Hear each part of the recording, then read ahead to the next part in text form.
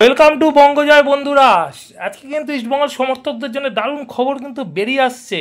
আর এই মুহূর্তে কিন্তু খবর বলবো তার আগে ইস্টবেঙ্গল সমর্থকদের জন্য একটাই কথা বলবো, কুর্সি কা পেটি বাঁধ লিজিয়ে মৌসম বিগাড়নেওয়ালা হয়।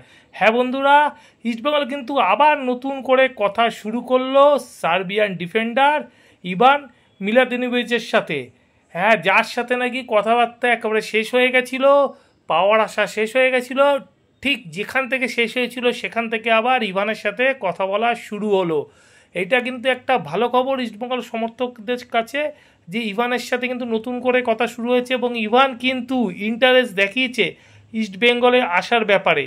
বন্ধুরা, তোমাদেরকে বলি, ইভান কিন্তু সত্যি ইন্টারেস্ট দেখিয়েছে এই মুহূর্তে ইস্টবেঙ্গলে আসার ব্যাপারে, কেননা ইস্টবেঙ্গলের অফারটা কিন্তু যথেষ্ট লোভনীয়।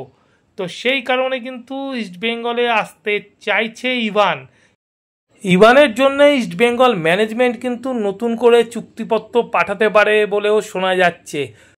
তো ইভান যদি ইস্টবেঙ্গলে আসে তাহলে কিন্তু ইভানের সাথে আনোয়ার আলীর ডিফেন্স লাইন কিন্তু যথেষ্ট শক্তিশালী হবে। তো ইভানের জন্য কিন্তু এবার পুরোপুরি অল আউট ঝাঁপাতে পারে ইস্টবেঙ্গল। আর ইস্টবেঙ্গলের অফার কিন্তু অনেকটাই পছন্দ হয়েছে বলে সেই কারণে কিন্তু ইস্টবেঙ্গলের সাথে নতুন করে ইভান কথা বলা শুরু করেছে।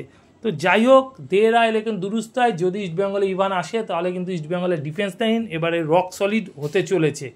শুধু ইভান নয়, এই মুহূর্তের খবর কিন্তু ইস্টবেঙ্গল অফিসিয়ালি কিন্তু অফার করলো জয়গুপ্তাকে, অফিসিয়ালি কিন্তু অফার করেছে জয়গুপ্তাকে ইস্টবেঙ্গল। এই কিছুক্ষণ আগেকার খবর এবং সম্ভবত চুক্তিপত্র পাঠাতে পারে বলে কিন্তু ধারণা করা হচ্ছে ইস্টবেঙ্গল। তো যাই হোক, যদি জয়গুপ্তা ইভান এরা যদি ইস্টবেঙ্গল ডিফেন্স লাইনে আসে তাহলে কিন্তু আগের বার যে ডিফেন্স লাইন সমস্যায় ভুগতে হয়েছিল ইস্টবেঙ্গলকে, এবারে সম্ভবত সেই সমস্যায় ভুগতে হবে না। তো বন্ধুরা, এখনকার মতন এই পর্যন্তই। নতুন খবর নিয়ে হাজির হবো তোমাদের কাছে পরের ভিডিওতে। যাওয়ার আগে শুধু একটাই কথা বলবো, লাইক শেয়ার কমেন্টের সাথে সাবস্ক্রাইব করতে ভুলো না জানো।